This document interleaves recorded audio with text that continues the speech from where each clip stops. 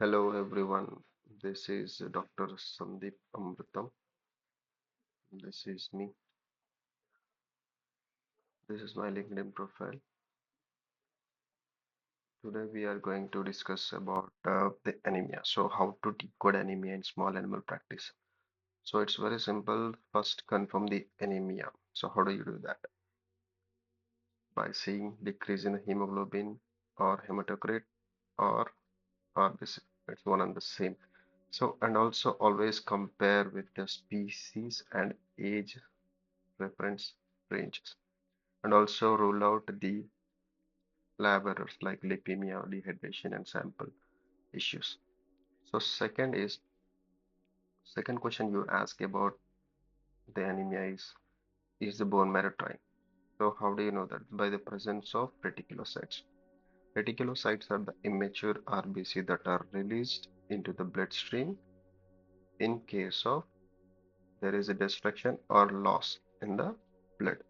So high reticulocytes is equal to or indicates regenerative anemia. So low reticulocytes indicates non-regenerative. So consider if it is in regenerative anemia. So there are two main possibilities of regeneration. So the regeneration is happening, but there is a loss in the blood or hemolysis. So there are two possibilities. One is blood loss, one is hemolysis. So how do you find the blood loss? So anemia with hypoproteinemia. So in the blood loss, the RBC is lost along with the protein in the blood. So you will see anemia along with hypoproteinemia. So how do you do that? So while taking the history with trauma, surgery, GI bleeding and parasites, etc. So what are the differentials for blood loss? So obviously external hemorrhage, these are the factors, and GI loss by ulcers, parasites, neoplasia, NSAIDs, and urinary tract hemorrhage mostly by the neoplasia, and also coagulopathy issues like rodenticide DAC, that is disseminated intravascular coagulopathy, liver disease, and hemophilia A and B. So in case of blood loss, these are the differentials. So now coming to the hemolysis. So how do you find hemolysis? The protein content will be normal and there is icterus. So what happens in the hemolysis is the hemoglobin produced by the lysis is recycled into bilirubin in the liver. So you can see icterus and pigmenturia in case of hemolysis type of anemia. So not in the blood loss. So remember that. So if you see icterus along with anemia, it's mostly the regenerative anemia by hemolysis. So what are the differentials for hemolysis type of anemia? So mostly the common type is immune-mediated hemolytic anemia. So other infectious agents causes Babesia, Mycoplasma, and Anaplasma, and oxidative damage like onion and garlic, copper and zinc toxications. And also toxins like acetaminophen and chloramphenicol in cats, propylene glycol, and microangiopathy hemolysis like DIC, hemangiosarcoma, and Caval syndrome. So this is the part of regeneration. So now consider if it is a non-regenerative type of anemia. So what happens is there is no regeneration is happening in the bone marrow or any other systemic issues. So if there is a chronic infection or inflammation or neoplasia, which we call it as in anemia of chronic disease, so the body is little down, so there is no regeneration due to the chronic disease. So the blood picture would be normocytic and normochromic.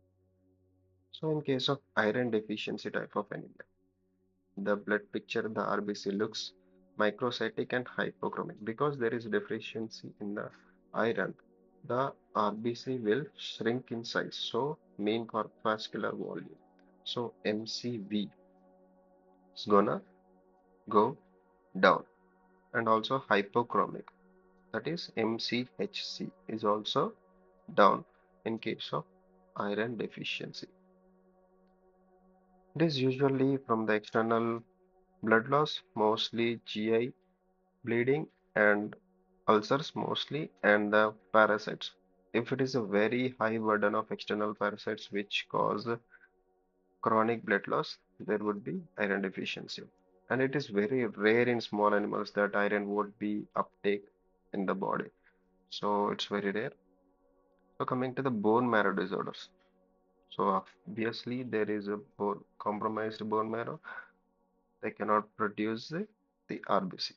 So what are these conditions? All these conditions can cause the suppress the bone marrow. So aplastic anemia, pure red blood cell aplasia, leukemia, lymphoma, myelofibrosis, myelodysplastic syndrome, etc.